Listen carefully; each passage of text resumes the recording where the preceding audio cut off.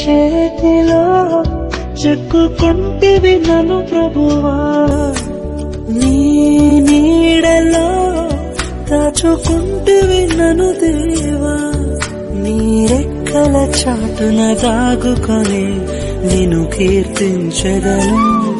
నీవు చేసిన మేళ్లను తలచుచునే ఇలా జీవించెదను.